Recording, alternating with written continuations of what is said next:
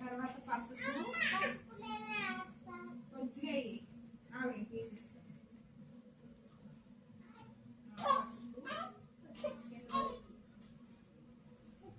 తర్వాత కారం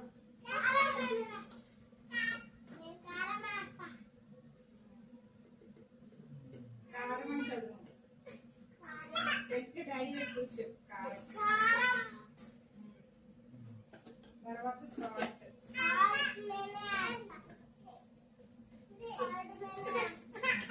రుద్రా చిట్రా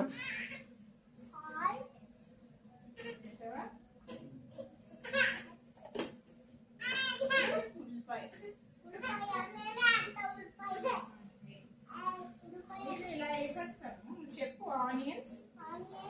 మిర్చి మిర్చి కొత్తిమీర